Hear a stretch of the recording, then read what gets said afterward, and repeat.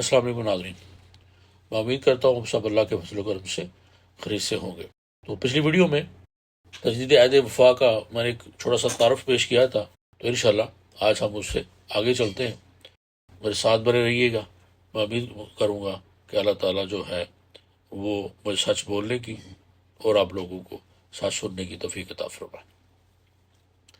عہد رفتہ رمضان کی پہلی شب ہے، اور اس کی ماہ کی برکت یہ ہے کہ معمول کے برعکس طبیعت نیکی کی طرف مائل ہو کر نرم و گداز ہو جاتی ہے۔ اس ماہ میں میرے دل میں موجود کمزور سا نیک انسان روحانی طاقت پا کر اپنے مد مقابل دنیا دار کمینی انسان غلبہ پا لیتا ہے۔ بڑی خواہش ہے کہ یہ غلبہ سال کے باقی 11 ماہ بھی قیام مدام رہے، مگر ایسا ہو نہیں پاتا۔ میں رمضان میں جہاں پر ہم اور بہت کچھ کرتے ہیں، وہاں پر پورے 11 مہینے ہم قرآن پاک کھول کر دیکھے نہ دیکھے، اللہ کے فضل و کرم سے ہم اس کو تھوڑا بہت پڑھ لیتے ہیں۔ اور آج بھی قرآن پاک کا مطالعہ کرتے کرتے کتاب لارائب کے بابرکت الفاظ کی گہرائیوں میں کھوئی ہوئی ہے، اور دل موجودہ امت مسلمہ کی حالت زار، ذلت و رسوائی پر لخت لخت ہے۔ میری آنکھوں میں بار بار ایک آیت مبارکہ مفہوم آ رہا ہے۔ ارشاد ہوتا ہے کہ مومنوں کے لیے امن ہے۔ اللہ کا وعدہ ہے کہ کفار کو مومن پر غلبہ نہیں ہوگا۔ جو میری زبان قرآن مجید کی تلاوت کرتی رہی، آنکھوں پر اس ذات برحق کے اپنے مومن بندوں پر احسانات اور کرم فرمایوں کا حال کھلتا رہا۔ قرآن مجید میں مختلف مقامات پر فرمایا گیا کہ اور نہ دل شکستہ ہو اور نہ غم کرو، اور تم ہی غالب رہو گے، برشرط یہ کہ تم مومن ہو۔ سورۃ آل عمران۔ سورۃ النساء میں یوں ہے کہ اور ہرگز نہیں رکھا ہے اللہ نے کافروں کے لیے مومن پر غالب آنے کا کوئی راستہ۔ یعنی وہ لوگ جو ایمان لائے اور نہیں آلودہ کیا اپنے ایمان کو ظلم کے ساتھ، تو حقیقت میں امن انہی کے لیے ہے اور رائے راست پر وہی ہے۔ سورۃ المنافقون۔ وعدہ فرمایا ہے اللہ نے ان لوگوں سے جو ایمان لائے تم میں سے اور انہوں نے عمل کیے نیک، کہ ضرور حکومت میں جانشین بنائے گا ان کو زمین میں، جیسے اس نے حکومت میں جانشین بنایا تھا ان کو جو ان سے پہلے ہو گزرے ہیں، اور بستہ مستحکم کر دے گا ان کے لیے ان کا دین جو پسند کیا اللہ نے ان کے لیے، اور ضرور بدلے میں دے گا انہیں خوف کے بعد امن۔ وہ میری عبادت کریں گے، نہ شریک ٹھہرائیں گے میرے سوا کسی کو، اور جو کفر کرے گا اس کے بعد وہی لوگ ہیں نافرمان۔ سورۃ النور۔ اور سورۃ روم میں ہے کہ اور ہمارے اوپر یہ حق تھا کہ ہم مومنوں کی مدد کریں۔ صرف چند آیات کی روشنی میں ہی جب آپ اگر آج کو دیکھیں تو اب یہ کھلتا ہے کہ ہماری موجودہ حالت کی اصل وجہ کیا ہے۔ اور پھر میں تھوڑا سا چلا ان ہستیوں کی پیچھے کہ جنہوں نے ان آیات کو سچ کر دکھایا تھا۔ ناظرین، میرے سامنے تاریخ اوراق جو کھلے وہ پیش خدمت ہے۔ 6 صدی عیسوی میں دنیائے تہذیب و تمدن اور جہان عمرانیت و معاشرت کی جو حالت تھی وہ واضح ہوئی۔ مذہب کی یہ حالت تھی کہ خدائے وحدہ لا شریک کا کہیں صحیح تصور موجود نہیں رہ گیا تھا۔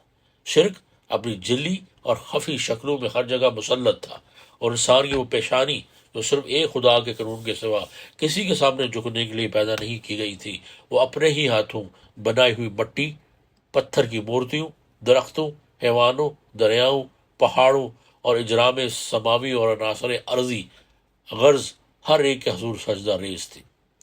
اس کا لازمی نتیجہ یہ تھا کہ انسان اپنی اصل سے ناآشنا ہو چکا تھا۔ وہ انسان جس کے لیے ارض و سماوات کی ہر شے کو مسخر کر دیا گیا تھا، وہ ارض و سماوات کی ہر شے سے خائف، ہراساں، ترساں اور لرزاں زندگی کے دن پورے کر رہا تھا۔ چونکہ یہ اپنے مقام و مرتبے سے ناشنا تھا، اس لیے چند گنے چنے دماغ اس پر غالب تھے۔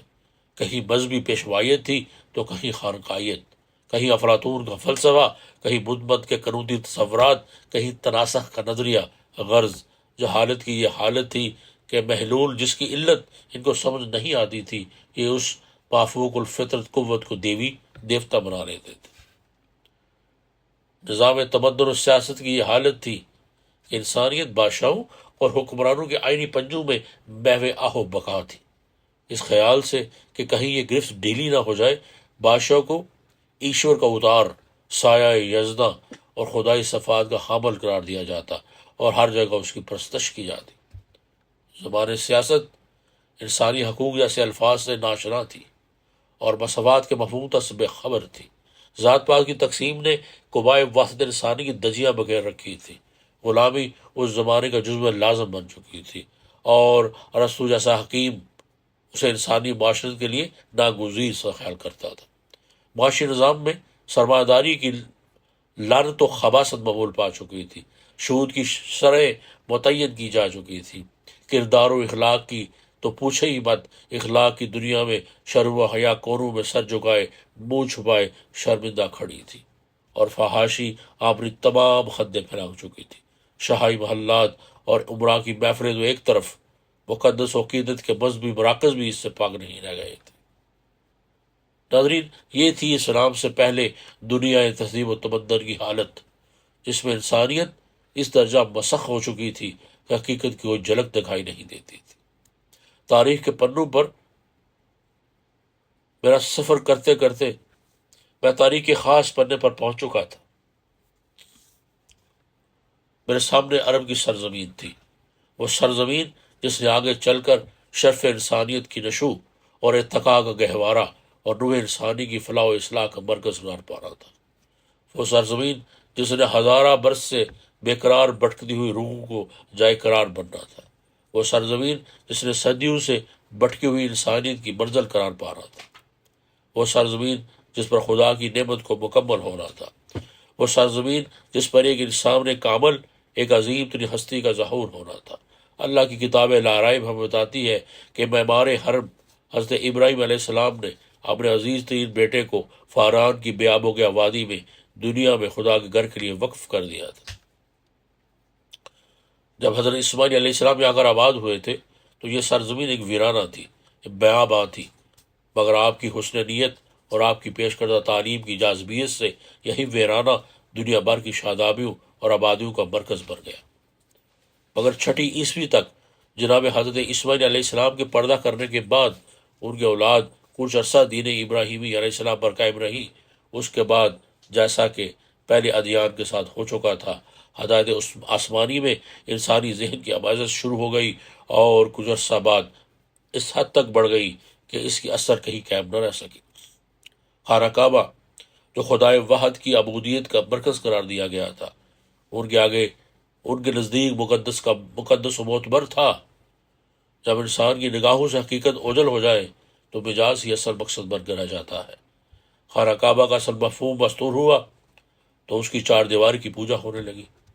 جب وہ مکہ میں ہوتے تو دیواروں کی پوجا کرتے، اگر کہیں اور ہوتے تو اس کا ایک پتھر سا ساتھ رکھ لیتے۔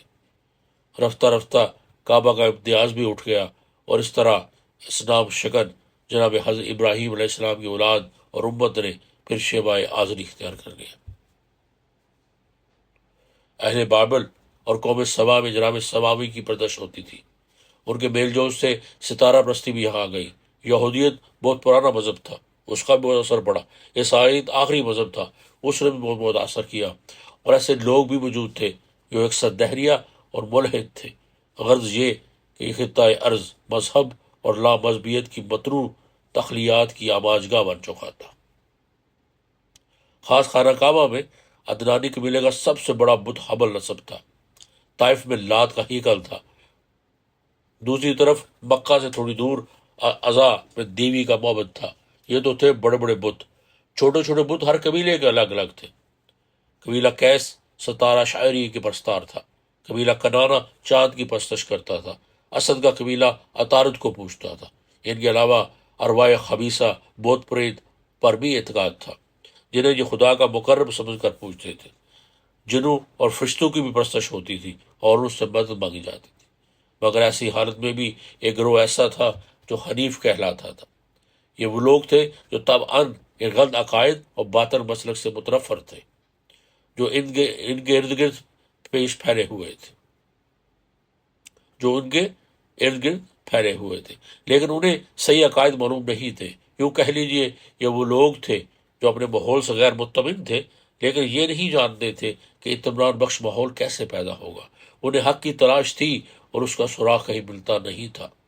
وہ اس تمنا میں، اسی تلاش حق میں، اسی تشنگی کی سرابی کے لیے وہ دشت و صحرا میں مارے مارے پھرتے، لیکن انہیں زندگی کے چشم شیریں کا کہیں سراغ نہ ملتا۔ وہ لا الہ کی وادی میں سرگرداں تھے، لیکن الا اللہ کی مثبت دنیا انہیں کہیں نہیں ملتی تھی۔ ان میں کچھ تو اسی تلاش میں دنیا سے چل بسے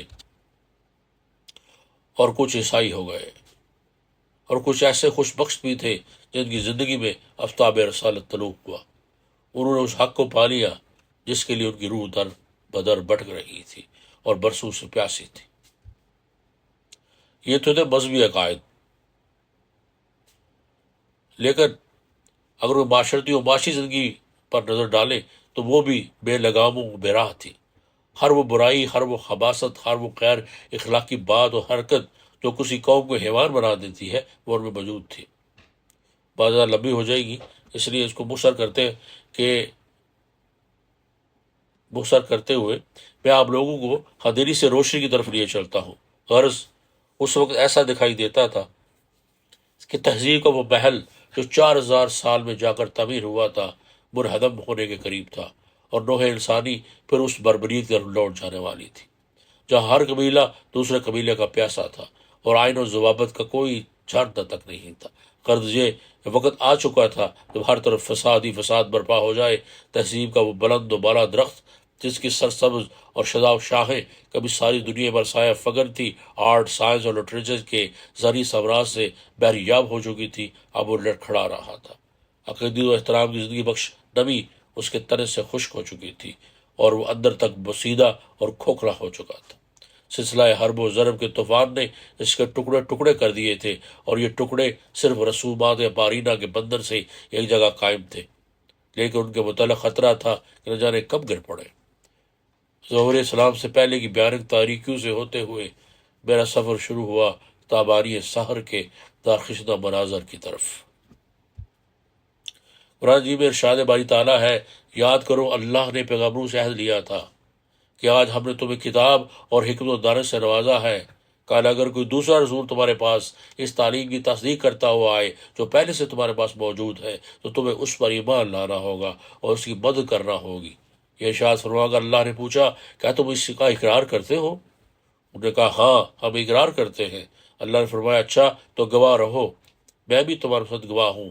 اس کے بعد جو اپنے عہدے سے پھر جائے، اس کے بعد جو اپنے عہد سے پھر جائے وہی فاسق ہے۔ اب آنکھوں میں لائیے ذرا وہ منظر جب اس کائنات کا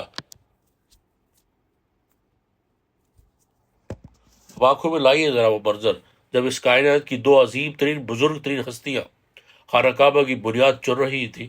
ان کے ہاتھ تو پتھر چننے میں مصروف تھے، لیکن زبان پر ایک دعا جاری تھی، اے پروردگار، ہم تیرے دو بندے تیرے مقدس نام پر اس گھر کی بنیاد رکھ رہے ہیں تاکہ یہ دنیا میں تیری توحید کا مظہر اور وحدت انسانیت کا مرکز بن سکے۔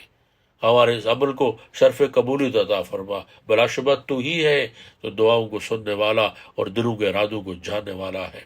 اے پروردگار، ہم ایسی توفیق عطا فرما کہ ہم سچے مسلم ہو جائیں اور ہماری نسل میں سے بھی ایک ایسی جماعت پیدا کر دے جو تیرے ضابطۂ قوانین کی محکوم امتی ہو۔ خدا تو ہمیں وہ طور طریقے بتا دے جن سے ہم اس مقصد عظیم کے حصول میں کامیاب ہو جائیں اور تیری عنایات و آرامات کا رخ ہماری طرف ہے، اس لیے کہ تیرا ہی قانون وہ قانون ہے کہ جو ہی اس کی طرف کسی نے رجوع کیا تو اپنے سامان رحمتوں اور ربوبیت کو لے کر اس کے بڑھایا۔ اے پروردگار، ہماری اولاد میں یہ سلسلہ اسی طرح قائم رہے تاکہ اس میں اس دعوت انقلاب کو لے کر وہ رسول اللہ اٹھ کھڑا ہو جو تیرے ضابطۂ قانون کو ان کے سامنے پیش کرے، انہیں اس کی تعلیم دے اور یہ بھی بتائے کہ قوانین کی غرض و غایت کیا ہے۔ ناظرین، اس حصے کو یہیں پہ ختم کرتے، تو انشاءاللہ اب اس سے آگے پھر اگلی ویڈیوز میں چلیں گے، کیونکہ تھوڑا تھوڑا کر کے ہم آہستہ آہستہ چلیں گے تاکہ جو کچھ میں پیش کر رہا ہوں یہ آپ لوگوں کے دلوں میں اترتا جائے، آپ لوگوں کو اس کی سمجھ بھی آتی جائے۔ تو اگلی ویڈیو میں انشاءاللہ پھر اس سے آگے چلیں گے۔ تب تک کے لیے مجھے دیجیے اجازت، اور آپ اپنا بھی خیال رکھیے، مجھے بھی دعا میں یاد رکھیے۔ اللہ حافظ۔